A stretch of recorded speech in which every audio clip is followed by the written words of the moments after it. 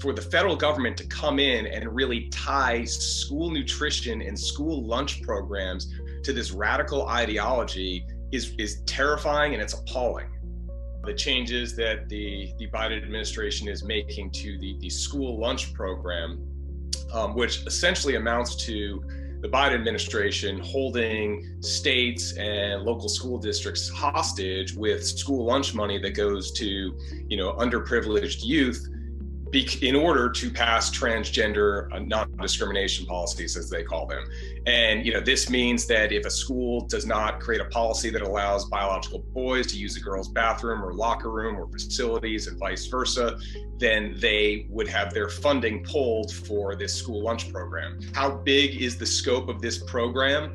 It's going to apply to all government schools. It's also going to apply to any private schools that may take advantage of this lunch program. When you're looking at the USDA press release, and the USDA press release essentially telling local school districts what they must do and how they must operate, is a vast overreach of federal power in what should be very local.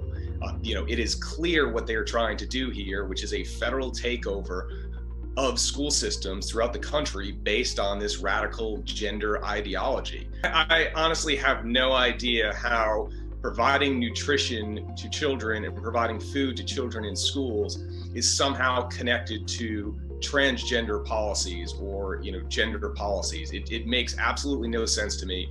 What we see here is the Biden administration using children as pawns in this social justice gender ideology game that they are playing. They're literally putting kids' health right there at the center and saying, listen, if you guys want these school lunches, if you want funding to feed children, you're going to have to do exactly what we say, despite the fact that, I would suggest a large segment, a vast majority of parents do not want girls using boys' bathrooms and vice versa, do not want boys playing in girls' sports, and they simply do not approve of these. It's absolutely hypocritical. I mean, they discuss equity nonstop in the Biden administration in several states, but in reality, if you want to talk about equity or equal opportunity, as I would prefer, the best way to do that is to make sure that every child has the opportunity to succeed. And one way to do that is to make sure that they are properly fed.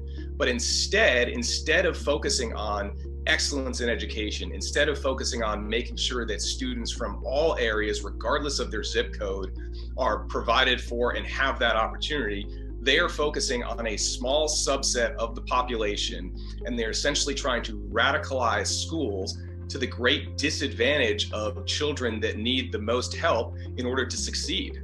Quite frankly, I think what the Biden administration is doing here is going to be subject to significant legal challenges. I mean, they are going to find themselves in litigation over these issues for years, perhaps until the end of Biden's term.